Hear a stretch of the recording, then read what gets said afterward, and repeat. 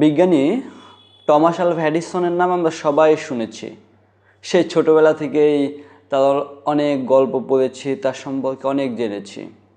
তো বিজ্ঞানী Thomas Alva Edison এমন একজন বিজ্ঞানী ছিলেন যার মৃত্যুর পর তাকে নিয়ে যে নিউজ হয়েছিল সেখানে বলা হয়েছিল পৃথিবীর সবথেকে দামি মাথা।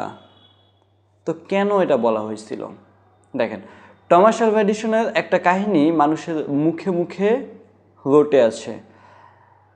এই যে চারদিকে এত আলো, পুরো পৃথিবী আলোকিত, এর পিছনে অবদানটা কার? এই বিজ্ঞানী টমাস আলভা এডিসনের। সে বৈদ্যুতিক বাল্ব আবিষ্কারের পূর্বে প্রায় 999 বার বা অনেক ক্ষেত্রে আছে 9999 বার সে ব্যর্থ হয়েছিল এবং সর্বশেষ গিয়ে তারপর সে বৈদ্যুতিক বাল্ব আবিষ্কার করতে পেরেছিল। তো সে তো চাইলেই প্রথমবার, দ্বিতীয়বার, 100তম বার হাল ছেড়ে দিতে পারতেন। সে তো বলতে পারতেন, এটা আমার দ্বারা হচ্ছে না, আমি আর এটা কিছুই করবো না, থাক, এটা যে হয়ে আছে হয়ে পড়ে থাক। কিন্তু তিনি তা করেননি, বরং তিনি সেটা বারবার চেষ্টা করে গিয়েছেন। কখনো বলেননি যে এটা আমি পারবো না।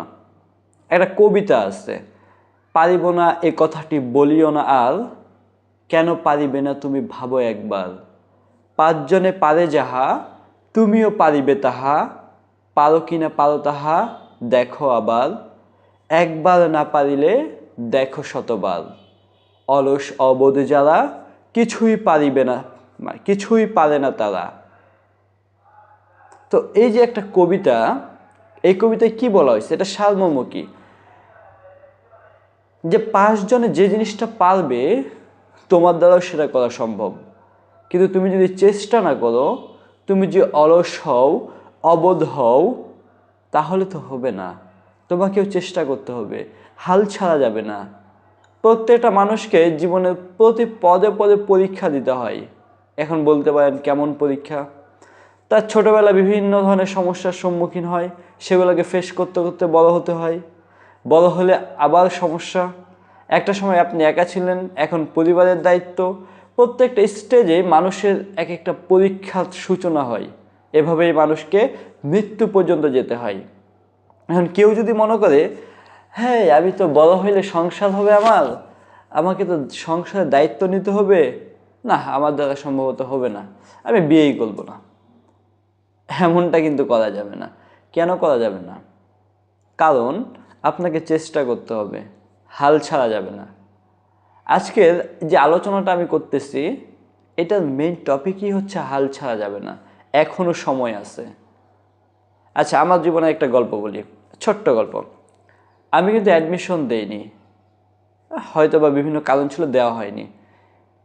এইচএসসির পর আমি ঢাকায় গিয়েছিলাম কাজ করতে, কিছু কোম্পানির সাথে কাজ করেছি এবং পরবর্তী সময় হঠাৎ আমার মনে হলো আমাকে তো পড়া উচিত, আরও পড়া উচিত। আমি যে সিদ্ধান্তটা নিয়েছিলাম অ্যাডমিশন করব না, এটা কি সঠিক, ভুল, না অন্য কিছু? আমি অনেক ভাবতাম কি করব।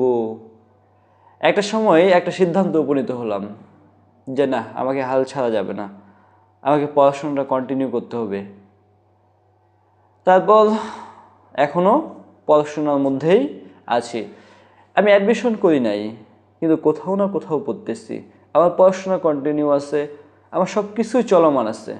আমি যদি তখন হাল ছেড়ে দিতাম যে না থাক, পড়াশোনা করে কি হবে, হাজার হাজার বেকার ছেলে ঘুরে বেড়াচ্ছে, তাদের তো কিছু হচ্ছে না, তো কী লাভ পড়াশোনা করে?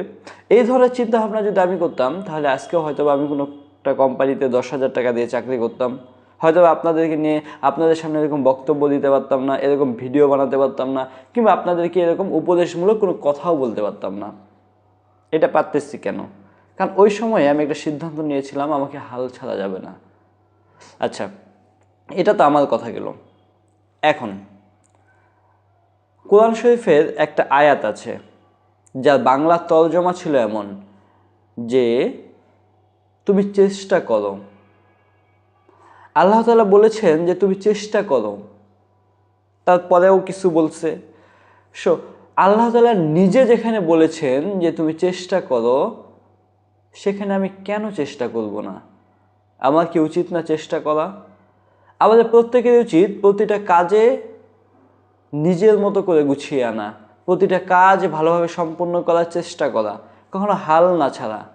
আমরা অনেকেই আছি যে একটা কাজ একটু পারবো না মানে দোটানায় থাকি।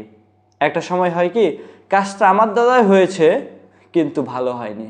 কেন হয়নি? কারণ ওই যে আমার মস্তিষ্কে একটা কথা ছিল যে কাজটা কি আমার দ্বারা হবে নাকি হবে না, হবে নাকি হবে না। সে কাজটা করতেছে, বাট তার মস্তিষ্ক শুধু মস্তিষ্কে ঘুরতেছে যে ইস, মনে হয় না আমাদের কাজটা হবে। এর ফলে কি হয়, কাজটাতে সে পূর্ণ মনোযোগী হতে পারে না, ফলে কাজটা মানে ভালো হয় না। একটা গল্প বলি। একবার এক লোক, একজন মনে করেন রাজমিস্ত্রি, সে একটা বাসায় কাজ করতো, মানে বাড়ি বানাতো, একটা মালিকের আন্ডারে সে বাড়ি বানাতো। তো সারা জীবন সে মালিকের আন্ডারে হাজার হাজার বাড়ি বানিয়েছে। তার বাড়ি বানানোতে অনেক সুনাম ছিল, সে অনেক পারদর্শী ছিল এই কাজে। তো শেষ বয়সে তার মনে হলো যে না, অনেক তো কাজ করেছি, এবার আমি একটু অবসরে যাই। যেই ভাবনা, সে গিয়ে তার মালিককে বলতেছে, মালিক, আমার তো বয়স হয়েছে, আমার মনে হচ্ছে এখন আমার পরিবারকে সময় দেওয়া উচিত, আমার সন্তানদেরকে সময় দেওয়া উচিত, আমার নাতি নাতনিদের সাথে এখন আমার খেলা উচিত। তো তার মালিক একটু মানে কষ্ট পেল যে এতদিনের একজন লোক তাকে ছেড়ে চলে যাবে। সে তখন তার কর্মচারীকে বলল যে ঠিক আছে, তুমি চলে যেও, কিন্তু তার আগে আরেকটা বাড়ি বানিয়ে দিয়ে যাও। এখন এই যে কর্মচারী ছিল, তার মনে এখন একটা চিন্তা ঢুকে গেছে যে আমাকে তো বাড়িতে যেতে হবে। সে বাড়ি বানাচ্ছিল, কিন্তু বাড়ি বানাইতে বানাইতে তার মাথায় যে ওই যে চিন্তা ছিল একটা, আমাকে বাসায় যেতে হবে, আমাকে আমার সন্তানদের সময় দিতে হবে, আমাকে আমার নাতি নাতনিদের সময় দিতে হবে। এই চিন্তা ভাবনা করতে করতে সে যখন কাজ করতেছিল, তো এবার বাড়িটা আর আগের মতো হয়নি, আগের মতো সুন্দর হয়নি, আগের মতো মজবুত হয়নি।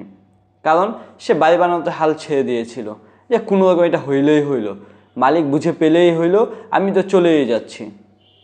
কিন্তু যখন সে বাড়ি বানিয়ে মালিকের হাতে সে বাড়ির চাবি তুলে দিতে গিয়েছিল, তখন তার মালিক সে চাবিটি কর্মচারীর হাতে দিয়েই বলল যে এটা হচ্ছে তোমার শেষ বয়সের উপহার, তুমি তো অনেক কাজ করেছো আমার জন্য, অনেক কিছু করেছো, তোমার জন্য এই সামান্য উপহারটা রইল আমার তরফ থেকে। এইবার সেই কর্মচারী মনে মনে খুব আফসোস করতেছে। কেন করতেছে? কারণ সে সারা জীবন যত বাড়ি বানিয়েছে তার মধ্যে এই বাড়িটাই ছিল সব থেকে নর্মাল, সব থেকে কম সুন্দর, কম মজবুত। সে তখন মনে আফসোস করে মনে মনে বলে যে ইস, যদি খালি আমি জানতাম এই বাড়িটাই আমার হবে, তাহলে সে হয়তোবা তার জীবনে যত বাড়ি সে বানিয়েছিল তার মধ্যে এটাই হয়তো সব থেকে সুন্দর, সব থেকে মজবুত। কিন্তু সে হাল ছেড়ে দিয়েছিল। ফলে কি হয়? ফলে তার এবার বাড়িটি হয়েছিল সব থেকে নর্মাল। সো এই গল্পের শিক্ষাটা কি? এই গল্পের শিক্ষা হচ্ছে তুমি যেখানেই থাকো, যেভাবেই কাজ করো, সেটা মনোযোগ দিয়ে করো। তুমি চলে যাবা, যাও, কিন্তু তার আগে যেটুকু করবা সেটুকু করে ভালোভাবে তারপরে যাও। কাজ শুরুর আগেই যদি কেউ হাল ছেড়ে দেয় যে এটা যেমন হচ্ছে হোক, এটা তো আর আমার না, দিন শেষে যে হাল ছেড়ে দেবে সেই ঠকবে। কেউ যদি এসএসসিতে ভালো রেজাল্ট করতে না পারে, সে যদি হাল ছেড়ে দেয়, তাহলে কিন্তু তার এইচএসসিতেও ভালো ফল হয় না। কেউ যদি এইচএসসিতে খারাপ রেজাল্ট করে হাল ছেড়ে দেয়, তাহলে সে ভালো ভার্সিটিতে যেতে পারে না। কেউ যদি ভালো ভার্সিটিতে বা ভালো পাবলিক বিশ্ববিদ্যালয়, ন্যাশনাল বিশ্ববিদ্যালয়ে ভালো করে না পড়ে, তাহলে সে ভালো জবে যেতে পারে না। কিংবা কেউ যদি জীবনে ভালোভাবে কষ্ট না করে, সে কখনো কোনো ব্যবসায়িক কাজে সফল হতে পারে না। এ থেকে উত্তরণের উপায় কি?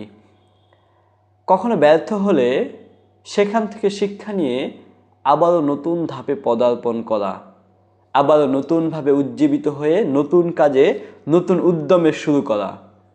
কখনো হাল ছাড়া যাবে না। আমি আমার বয়সে প্রায় 3-4টা ব্যবসা করার চিন্তা ভাবনাও করেছিলাম, সূচনাও করেছিলাম, ভালো হয়নি, ছেড়ে দিয়েছি, আবার শুরু করেছি, ভালো হয়নি, আবার ছেড়ে দিয়েছি। চলতেছে এভাবে। কোনো না কোনো বিজনেসে সফল তো হবই। আল্লাহ তো কোরআনে বলেছে, তুমি চেষ্টা করো, দেওয়ার মালিক তো আমি আমার চেষ্টা চালিয়ে যাব। চেষ্টা করলে তো দোষের কিছু না।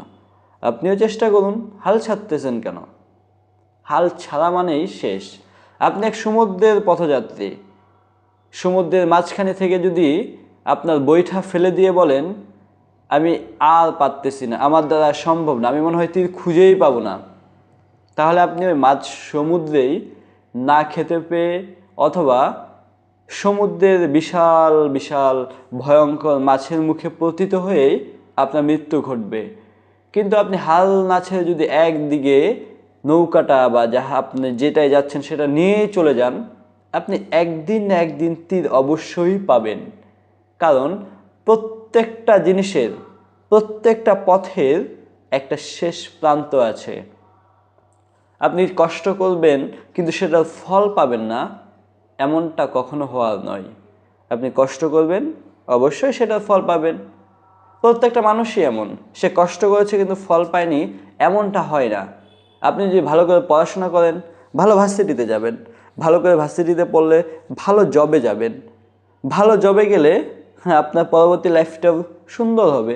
কিন্তু আপনি যদি ভালো করে পড়াশোনাই না করেন, পড়াশোনার সময় মোবাইল চাপেন, তারপরে কি বলবো আর, এখনকার সমাজে তো আরও অহরহ এগুলো দেখা যায়।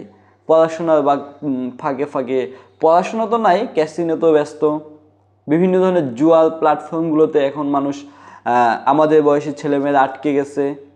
অনেকেই আছে এমন, আমার বয়সী অনেক ছেলে আছে যারা 20-30 লাখ বাবার সম্পত্তি নষ্ট করে শেষ পর্যন্ত স্টক করে। আমার পরিচিত আছে এমন। লাভ কি এতে? আপনি চেষ্টা করেন, এই টাকাটাকে অন্য কোনো কাজে ব্যয় করেন, ব্যবসায়িক কাজে ব্যয় করেন, পড়াশোনার সময়ে ভালো করে পড়াশোনা করেন, খাওয়ার সময় ভালো করে খান, কাজের সময় ভালো করে কাজ করেন, তাহলেই তো হয়ে গেল। কিন্তু তা না করে মানুষ একটু শুরু করেই থেমে যায়, তারপর শুধু একটা কথাই বলে, আমার দ্বারা সম্ভব ছিল না। কিংবা শুরু করার পরে হাল ছেড়ে দিয়ে বলে, ইস, এটা মনে হয় আমি পারবো না, কেন এটা আমি শুরু করলাম, এটা তো আমার জন্য না। আরে ভাই, আপনিই পারবেন, কিন্তু আপনি চেষ্টা করেন নাই। আপনি অল্পতেই হাল ছেড়ে দিয়েছেন। আপনি 5তলায় বিল্ডিংয়ে সিঁড়ি বেয়ে উঠবেন, 2তলায় গিয়ে বলতেছেন, আমি মাত্র 2তলায় উঠলাম, এখনও 3তলা বাকি, আমার দ্বারা মনে হয় আর সম্ভব না। তারপর আপনি হাল ছেড়ে দিয়ে আবার নিচে চলে আসেন। অথচ আপনি যদি 2তলা উঠে তারপর 3তলা পেরিয়ে 4তলা পেরিয়ে ঠিকই 5তলায় উঠতে পারতেন। আপনার ধৈর্য কুলায়নি, শক্তি কুলায়নি, সবথেকে বড় কথা আপনি চেষ্টাই করেননি, আপনি হাল ছেড়ে দিয়েছেন। সো প্রত্যেকটা মানুষের ব্যর্থতার পিছনে মেন যে জিনিসটা কাজ করে সেটা হচ্ছে তার হাল ছেড়ে দেওয়া, তার চেষ্টা না করা। এখনও সময় আছে। প্রত্যেকটা মানুষের উচিত সে যেখানে আছে, যে অবস্থানে আছে, সে অবস্থান থেকে নতুন কিছু করা, নতুন উদ্যমে জেগে ওঠা।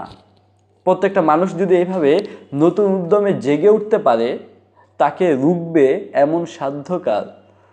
আমাদের বর্তমান সময়ে আমাদেরকে জেনজি বলা হয় যে জেনজিরা পারে না, এমন কোনো কাজ নেই। কিন্তু অনেক জেনজি আছে যে অল্পতেই হাল ছেড়ে দেয়, যে কোনো কাজেই হাল ছেড়ে দেয়। সো এই জিনিসগুলা আমাদেরকে একটু মেনটেন করতে হবে।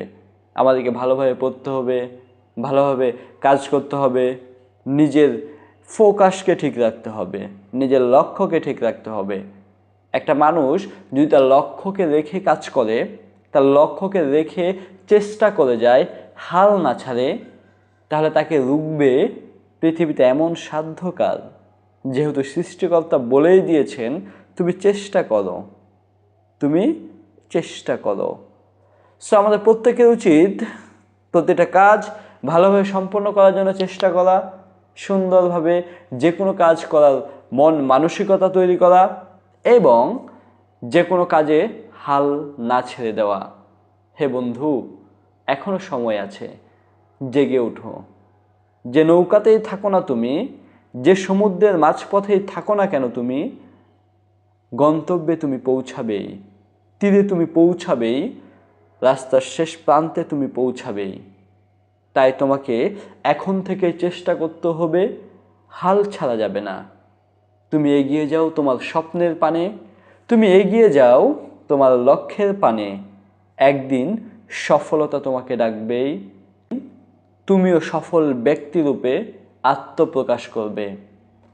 সেই পর্যন্ত সবাই চেষ্টা করে যান। আমরা পরবর্তীতে আবারও কোনো টপিক নিয়ে, কোনো ব্যক্তিগত উন্নয়ন বিষয়ক টপিক নিয়ে আলোচনা করব। এটা প্রথম টপিক ছিল ব্যক্তিগত উন্নয়ন বিষয়ক টপিকের, যে হাল ছিল না, সময় এখনও আছে। পরবর্তীতে আমরা অন্য কোনো টপিক নিয়ে আবারও আসবো ইনশাল্লাহ। সে পর্যন্ত সবাই ভালো থাকবেন, সুস্থ থাকবেন, আর অবশ্যই চ্যানেলটাকে সাবস্ক্রাইব করে যাবেন। আসসালামু আলাইকুম।